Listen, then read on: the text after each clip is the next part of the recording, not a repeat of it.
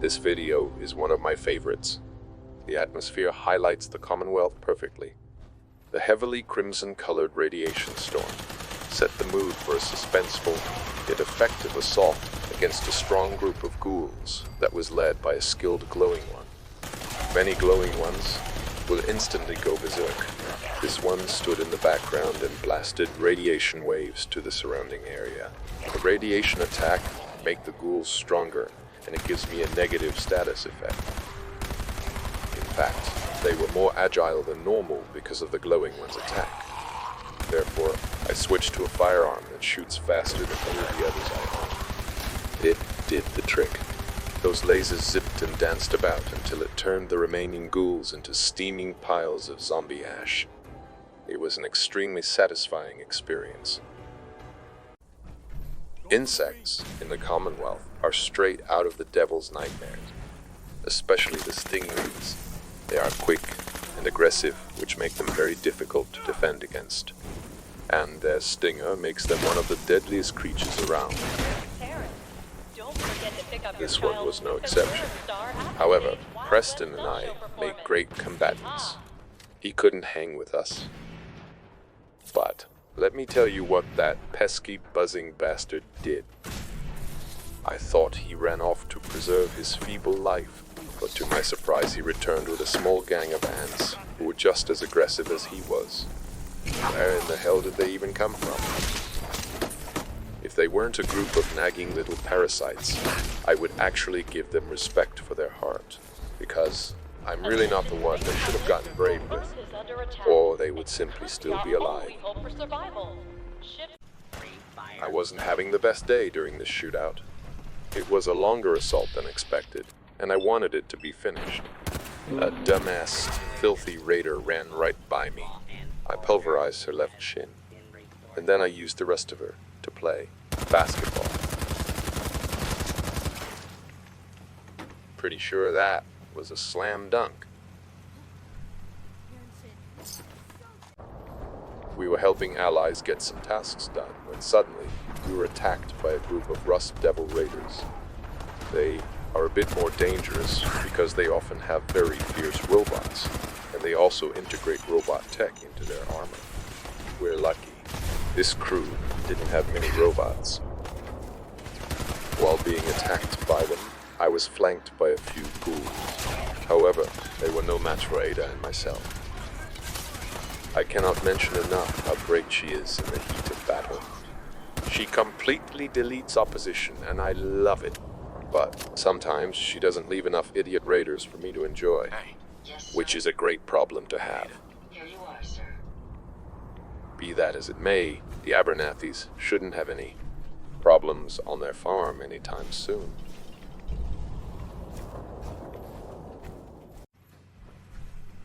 Part of scavenging is looting the bodies of the unfortunate bastards who assault us.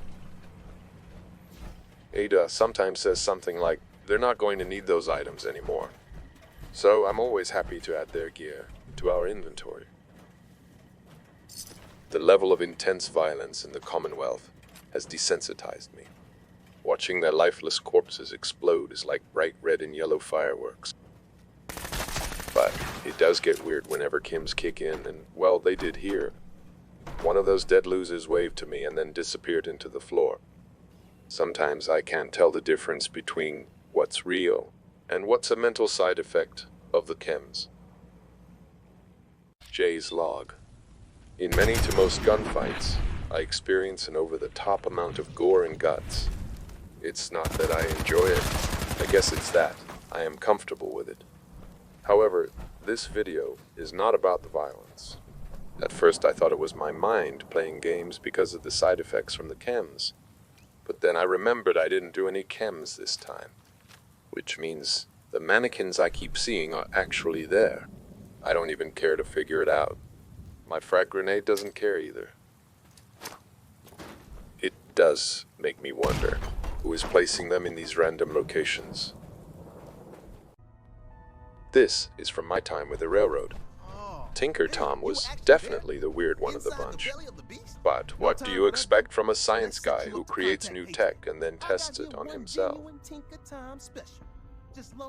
Well, this funny thing happened after Tom debriefed me for a mission, which I undertook for Desdemona. He laid down and got comfy with a pallet jack. Just thinking of the splinters digging into his ass crack made me cringe. So, yeah, that happened. Unless either he or me or both of us was tripping on chems. Scavenging is a common act in the vast wasteland. Many to most days is the top priority. Old schools are great locations to find functional and beneficial materials. However, this school was overran by those dirty and pesky raiders. Out of all the dangers around here, I hate them the most.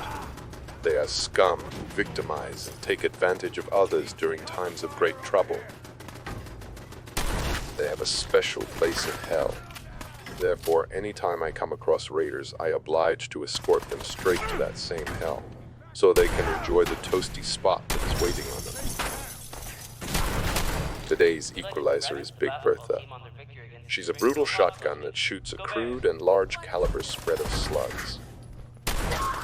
I secretly call her the Raider Ripper because whenever a raider is around, Bertha comes out and turns them into piles of blood and limb, which is all those fucked up ass raiders deserve to be.